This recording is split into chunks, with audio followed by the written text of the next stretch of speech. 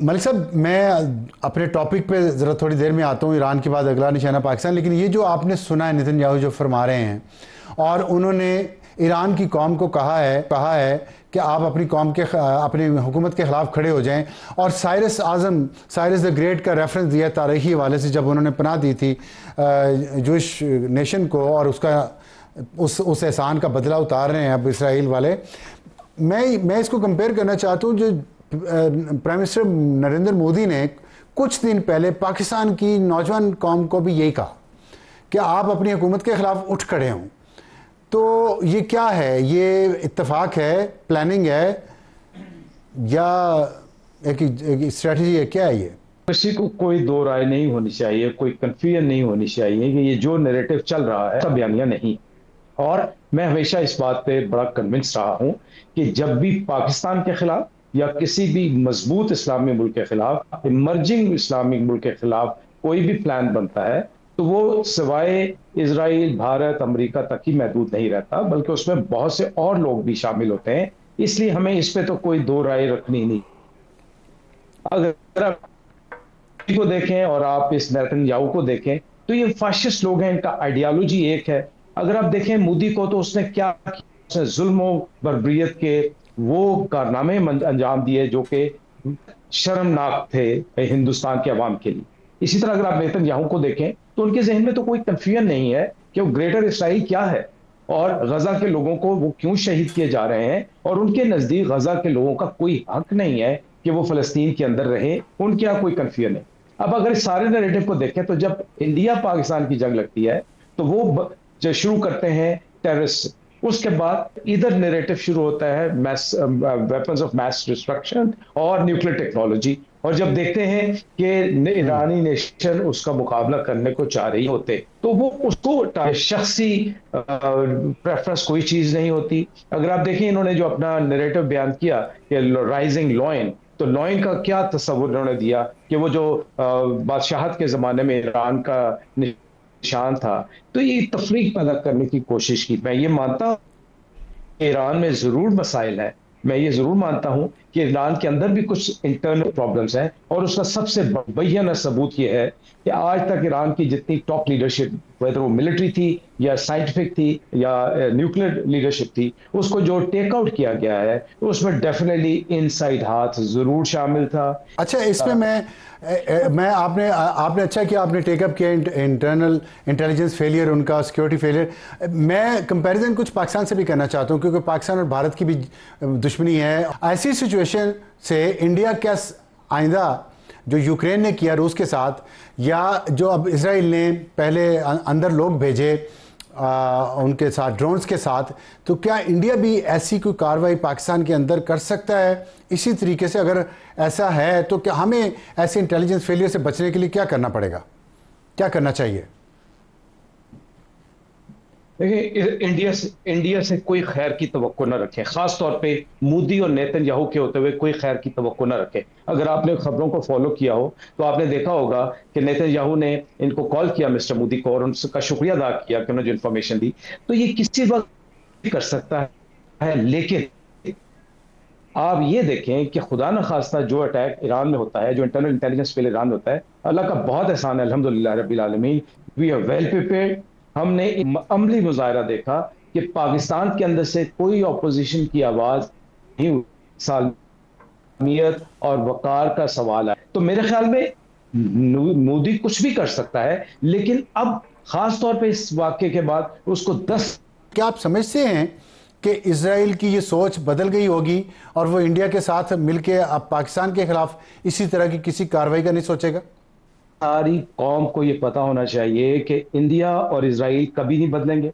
उनकी जो तकलीफ, जो नफरत है पाकिस्तान के बारे में, पाकिस्तान एक रेजिलियंट नेशन की तौर पे, आपको याद होगा कि बहुत अरसा पहले इजराइल ने एनडीबी के नाम से इराक के न्यूक्लियर एसेट्स को तबाह किया था। उसके बाद इसी तरह की एक अटेम्प्ट पाकिस्तान के ऊपर भी की गई, बट अल्हम्दुलिल्लाह रब्बिल आलमीन पूरी पाकिस्तान एयरफोर्स उस वक्त हवा में थी, और हमने ये तय कर लिया था कि दिस वे और दैट वे। वो भी रात का वक्त था, अर्ली मॉर्निंग का, और उस वक्त ये कभी इनकी सोच नहीं बदलेगी। पाकिस्तान इनकी नजरों में खटकता रहेगा। आप अपने घर को दुरुस्त करें, अपनी तैयारी मुकम्मल रखें। और मेरा मानना यह है कि ये जो ईरान ने रिटेलिएशन स्ट्राइक्स की हैं, इसकी वजह से ईरान को, इसराइल को अब दोबारा से सोचना पड़ेगा, अपने अटैक्स को सोचना पड़ेगा। अगर ईरान चुप करके बैठ जाता, अगर ईरान की जितनी तबाही हुई वो कुछ ना करता, और अभी मेरे ख्याल में, मेरी राय है कि ईरान को आगे भी जाना चाहिए। अगर हम स्टेट ऑफ होमस की तरफ जाते हैं, अगर हम होतीज को एक्टिवेट, अगर ईरान होतीज को एक्टिवेट करता है तो जरूर करना चाहिए। जब आप फिटेस्ट बनेंगे तब आपके साथ आके कोई बात करें। तो आप ये समझते हैं कि अगर इंडिया किसी भी किस्म का एडवेंचर करता है इसराइल की शय पे या इसराइल के साथ मिलके, तो पाकिस्तान को इस दफ़ा पहले से भी ज़्यादा सख्त जवाब देना चाहिए इंडिया को, जैसे आप ईरान को कह रहे हैं कि उसे देना चाहिए?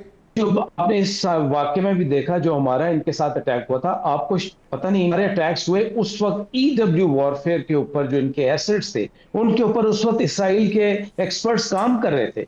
और ये भी खबरें हैं कि उस वक्त अमेरिका की तरफ से भी इनको सपोर्ट मिली। तो ये तो सपोर्ट मिलती रहेगी और ये प्लान करते रहेंगे।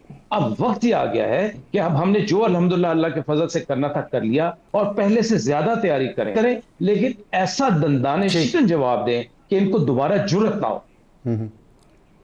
ठीक, आप कह रहे हैं कि अब जो जवाब पाकिस्तान दे वो ऐसा हो कि दोबारा फिर तीसरी दफ़ा इंडिया की जरूरत ना हो। तो अच्छा चलें, ये तो हो गया। इसके लिए हमें ज़ाहिर पाकिस्तान की मईशत बेहतर करनी है, अपनी दुनिया के साथ अच्छे ताल्लुकात बनाने, उन्हें उनके ये तासुर ख़त्म करना है कि हम टेररिज्म को सपोर्ट करते हैं या हमारे न्यूक्लियर वेपन जो हैं हम जिम्मेदार स्टेट नहीं हैं।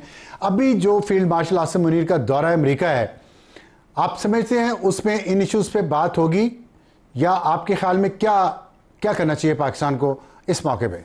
देखिए, इस वक्त जो स्टेट है पाकिस्तान और एशिया में, हमारी एक रिकग्निशन आ गई।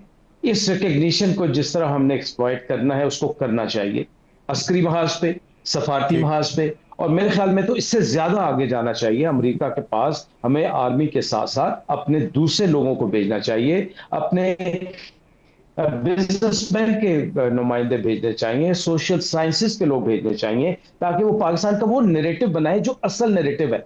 बदकिस्मती हमारी ये है कि हमारे यहाँ चूंकि इंस्टेबिलिटी रही, और उन इंस्टेबिलिटी का भी जिम्मेदार अमेरिका है।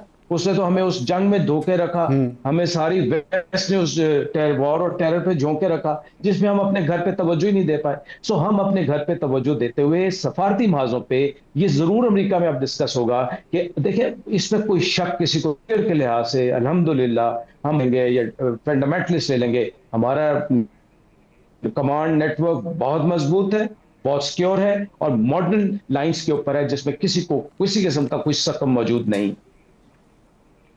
अच्छा एयर मार्शल साहब, ये बताइएगा, एक बात तो आपकी मुझे तो समझ आ गई है कि इंडिया और भारत का गठजोड़ माजी में रहा, आपने भी कहा, खबरें भी आई हैं।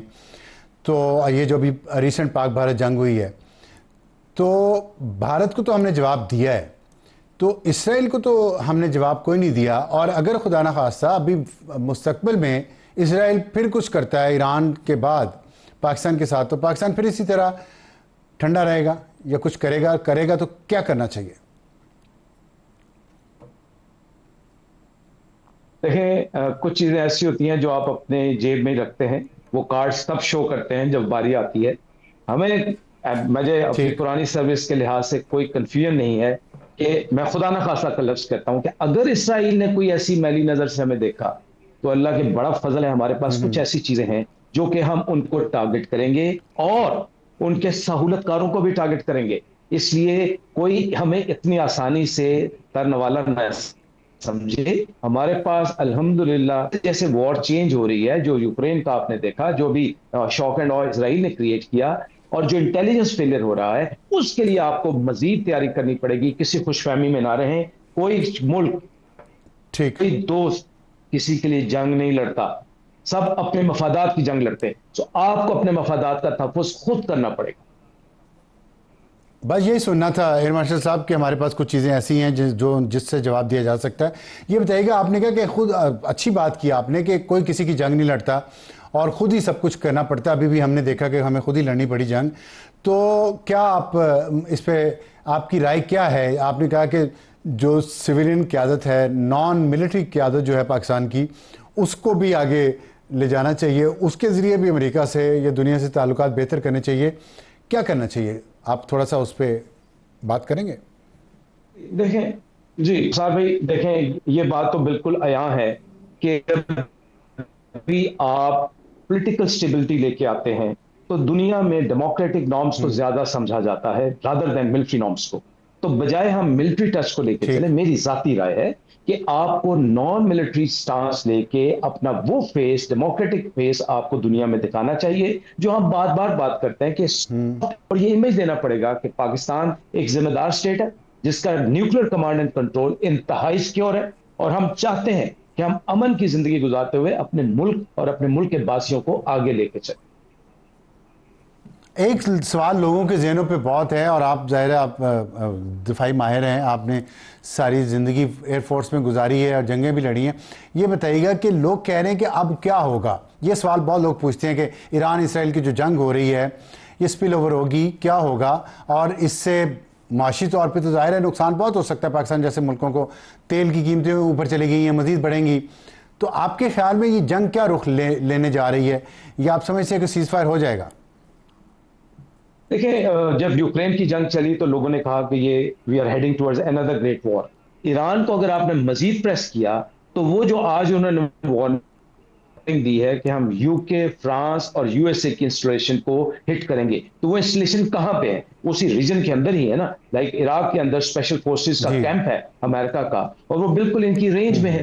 तो इस तरह के तो जरूर होंगे, बहरीन में भी है। लेकिन ये कोई ग्रेट वॉर की तरफ नहीं जा। सो इनकी बिल्कुल रेंज में। फिर अब शवाहिद कि ये जो एक्सप्लॉइट किया है अगेंस्ट ईरान, सो ईरान को जब आप इतना कॉर्नर कर देंगे तो जैसे मैंने कहा स्टेट ऑफ होमस की तरफ उसको जाना चाहिए, तो वो इन ऑप्शंस को भी इस्तेमाल जरूर करेगा, जिसकी वजह से रीजन में जरूर इंस्टेबिलिटी आएगी। वर्ल्ड पे इंपैक्ट आपने कल का ही देख लिया, ऑयल प्राइसेस सोर होना शुरू हो गई हैं, अमेरिकन की जो स्टॉक है वो बैठना शुरू हो गई है। तो ये तो होगा, आप ये समझना है तो ये तो नहीं हो सकता। रिएक्शन आएगा, दुनिया पे ठीक। असरात आएंगे, और जो मुल्क प्रेस होता चला जाएगा। बहुत शुक्रिया एयर मार्शल अरशद महमूद मलिक बात करने का।